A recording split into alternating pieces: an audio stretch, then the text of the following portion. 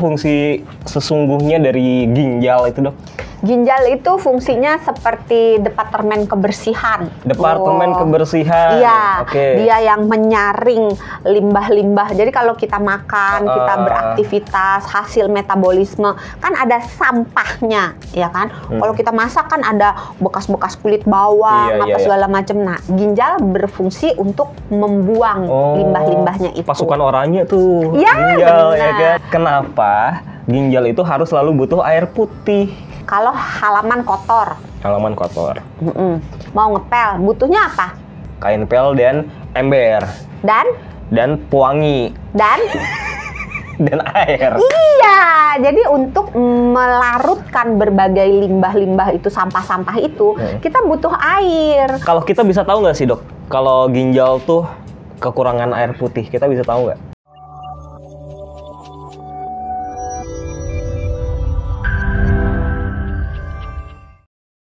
Hai sahabat Sonora, semoga Anda tidak bosan melihat wajah saya, Sony Wicaksono. Tapi kalau ngelihat wajahnya Dr. Santi, Health Management Specialist Korporat SR Kompas Gramedia, tentu tidak bosan dalam membahas informasi-informasi kesehatan di kali ini. Dr. Santi, gimana kabarnya? Luar biasa baik. Luar biasa. Kita tuh selalu berdua ya, memang paket berdua. Siaran berdua, terus apa namanya di Health konten Corner YouTube. berdua, kamu sehat berdua. Selalu berdua. Makan nasi berdua. Nah, udah kayak ginjal, berdua, satu sama satu. Iya. Samping sama samping. Ya kan? Bener juga. Karena ginjal tuh kan berdua dan vital buat tubuh. Iya, vital kan? dan fatal. Vital dan fatal. Jadi fatal kalau dijual satu. Dijual satu emas sebenarnya masih bisa sih hidup dengan satu ginjal. Gitu. Tapi kan jangan juga kan. Jadi kalau ada yang mau beli jangan dong. ginjalnya sama Sony, jangan dong. hubungi Dr. Santi. Jangan dong. Jadi makan dong gue. Tapi apa sih emang fungsi sesungguhnya dari ginjal itu, Dok? Ginjal itu fungsinya seperti departemen kebersihan. Departemen kebersihan. Iya, Oke. dia yang menyaring limbah-limbah. Jadi kalau kita makan, kita beraktivitas, hasil metabolisme, kan ada sampahnya, ya kan? Kalau kita masak kan ada bekas-bekas kulit bawang, segala macam. Nah, ginjal berfungsi untuk membuang limbah-limbahnya itu. Pasukan oranye tuh, ya, ginjal, benar. ya kan? Yang tiap pagi suka nyapu, bersih-bersih. Ngorek. Ya kan? Emang ada yang ngorek-ngorek? Nyapu doang kali. Ngorek-ngorek kalau... Oh, kalau ini ya, tanaman liar gitu ya. Iya benar. Itu. Ya itu seperti itu fungsi ginjal. Satu. Oh, ada banyak. Banyak. Oke. Dua, menjaga keseimbangan asam basa dalam tubuh kita. Asam basa, apalagi itu asam basa? Karena berbagai hasil metabolisme itu banyak yang dalam bentuk asam, dalam tanda kutip. Asam laktat, asam pirufat. Pokoknya hasil metabolisme badan kita itu banyak yang dalam bentuk asam. Nah, kalau asamnya nggak dikeluarin ya badan kita jadi terlalu asam. Pokoknya ketek dong. Enggak. Enggak, bukan. Nah, itu menjaga keseimbangan asam basa, menjaga keseimbangan cairan di dalam tubuh kita. Kalau misalnya kita minum terlalu banyak kan kita pipis mulu, ya kan? Kita kurang minum pipisnya juga kurang gitu kan. Jadi menjaga keseimbangan cairan, menjaga keseimbangan mineral dan elektrolit di dalam tubuh. Terus dia juga berfungsi untuk membentuk hormon, salah satunya hormon untuk mengatur tekanan darah. Terus dia juga berfungsi untuk mengaktifkan vitamin D gitu. Jadi banyak. Bisa juga untuk membuat sel darah merah gitu. Jadi fungsi ginjal begitu banyak sehingga dia vital di dalam kehidupan kita. Tapi nih, Dok, yang bikin penasaran, ginjal itu kan baru bekerja dan selalu akan bekerja kalau kita diisi sama bahan bakarnya air putih. Iya nggak sih? Iya kan? Nah, kenapa kalau kita kurang minum air putih itu ginjalnya bisa rusak? Atau gini deh simpelnya, kenapa ginjal itu padahal udah jawab loh, bahan bakarnya air putih. Ya itu udah kejawab. Oh, buat jadi bahan bakar? Enggak sih. Diulang pertanyaannya. Kenapa ginjal itu harus selalu butuh air putih? Karena, contoh nih, kalau halaman kotor. Terus mau ngepel mah nggak di halaman, di rumah gitu ya. Mau ngepel, butuhnya apa? Pel. Dan? Kain pel dan ember. Dan pewangi. dan air. Iya, jadi untuk melarutkan berbagai limbah-limbah itu, sampah-sampah itu, kita butuh air. Untuk membuang sampah-sampahnya butuh air. Untuk membuang hasil metabolisme asam-asamnya butuh air. Untuk membuang, misalnya kalau kita makan garam kebanyakan, untuk membuang garamnya juga kita butuh air. Jadi air itu merupakan komponen yang sangat penting untuk mengencerkan si sampah itu sehingga gampang dibuangnya lewat buang air kecil. Kan kita kalau kita pipis nih, pipis kita itu sebetulnya sampah dalam tanda kutip. Jadi ada mineral yang kita udah nggak pakai, ada toksin yang kita udah nggak pakai, ada hasil pembakaran, hasil metabolisme yang kita udah nggak pakai, cairan-cairan yang berlebihan yang kita udah nggak pakai, itu dibuang lewat pipis, sebagian lewat pup. Oke, simple deh dok nih sekarang. Tadi kan dokter bilang untuk membersihkan itu semua butuh air. Kenapa cuma harus air putih? Kenapa air-air yang lain enggak? Kan sama-sama air dong. Boleh, air yang lain juga boleh. Boleh. Asal jangan air mata. Kalau air mata kasihan. Butuhnya banyak kalau nangis di. Untuk nangis mangkok aja susah ya. Serem. Kan orang-orang banyak bilang boleh. Minum enggak, kebanyakan minum misalkan air teh, ntar ginjalnya rusak gitu. Kembali lagi, teh fungsinya banyak, kopi fungsinya banyak, tapi segala sesuatu yang baik apabila diminum secara berlebih-lebihan, dilakukan secara berlebih-lebihan, hasilnya belum tentu baik. Teh juga begitu. Bahkan air putih aja sehat kan, iya, baik sehat, kan. sehat. Tapi kalau diminum secara berlebih-lebihan, itu hasilnya belum tentu jadi lebih baik. Tidak. Jadi nggak harus selalu air putih nih untuk bisa ginjalnya bekerja. Tidak. Oh gitu, bisa air apa aja, yang penting air. Air aki jangan. Iya, mobil lah. Air mata juga jangan. Nah, kenapa kalau gitu, kalau kita kurang minum nih, ginjalnya bisa airnya rusak? Sebaiknya memang minum air putih gitu tadi, itu poinnya ya. Tapi tidak harus minum air putih. Mau misalnya minum infused water boleh, mau minum teh herbal boleh, teh boleh, kopi boleh. Tetapi sebaiknya di dalam satu hari itu senantiasa ada air putihnya. Nah kalau kita kurang minum, maka dengan sendirinya bahan yang untuk mengencerkan, untuk membantu pembuangan, proses pembuangan ini jadinya kan kurang. Karena airnya kurang, maka yang untuk ngebuangnya, pipisnya kan kurang, ya kan?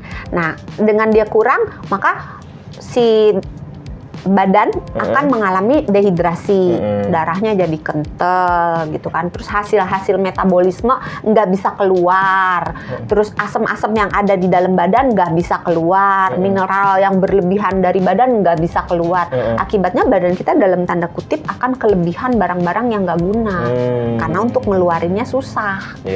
Karena kenapa ngeluarinnya susah? Karena si air yang untuk ngebanjur sampahnya ini nggak ada.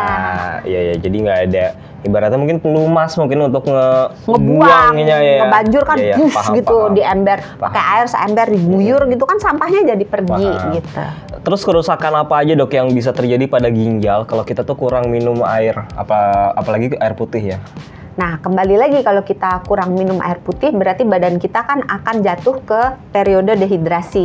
Nah, dehidrasi banyak tuh ikutannya, turunannya bisa jadi sakit kepala, kulit kering jadi kusam, kemudian bibir kering, mulut kering, baunya jadi kurang enak.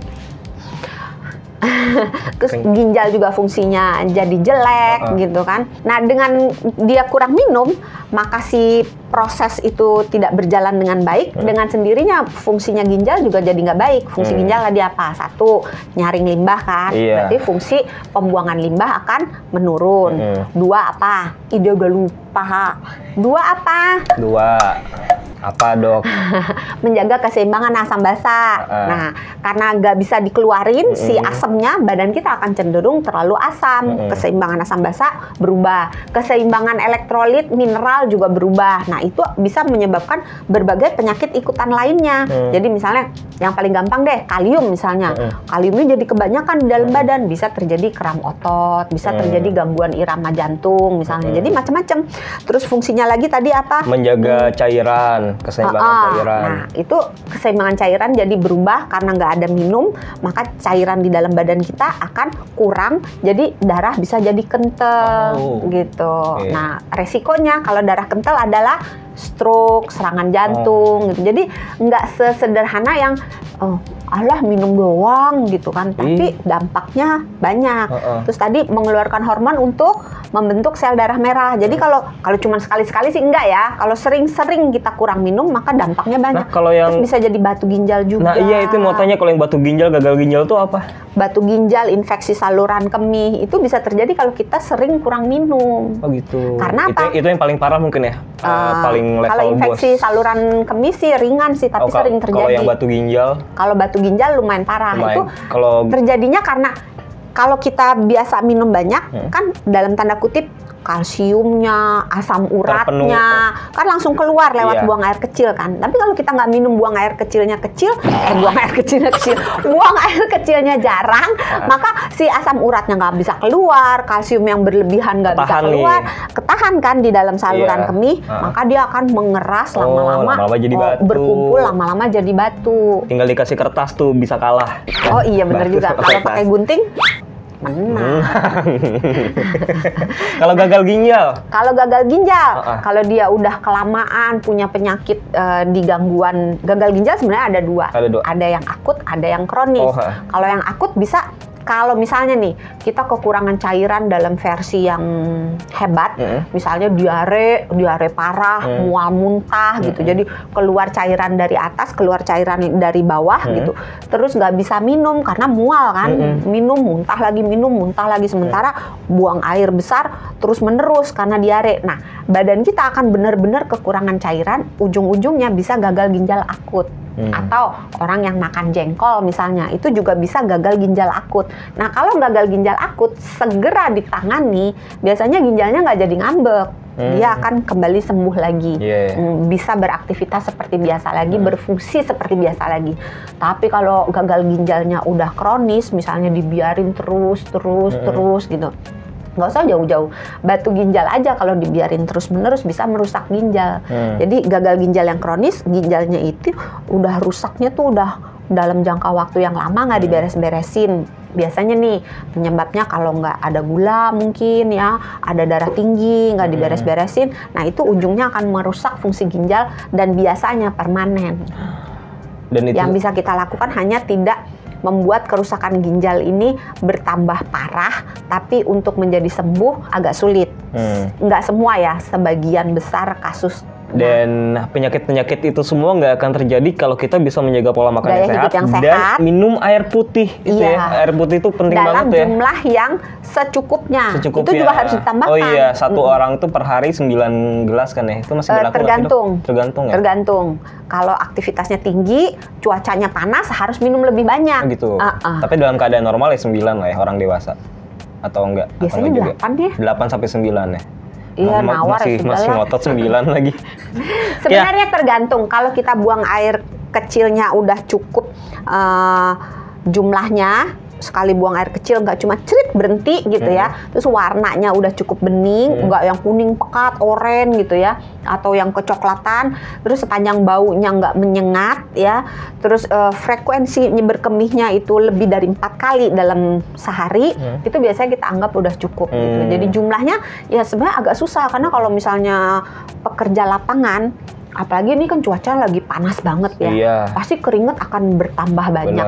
Nah, dia pasti kebutuhan cairannya akan lebih banyak daripada Mas Sony yang kerjanya di tempat AC, duduk manis doang, cuman ngomong doang gitu. Itu biasanya kebutuhan cairannya akan lebih sedikit, nggak ngangkat-ngangkat kan? Nggak keringetan kan? Ya, kebutuhan cairannya akan lebih sedikit gitu. Tapi jadi kan ngomong mulu nih tenggorokan. Ya aus ya? Iya sih. Kalau kita bisa tahu nggak sih dok, kalau ginjal tuh kekurangan air putih, kita bisa tahu nggak?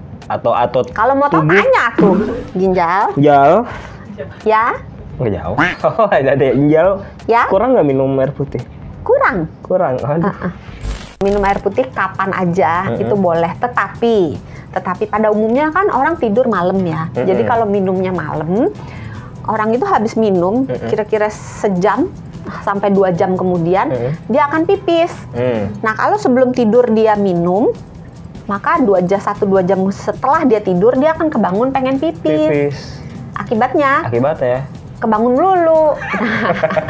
Orang yang tidurnya kebangun-kebangun nggak nyenyak kan, maka kualitas tidurnya akan terganggu.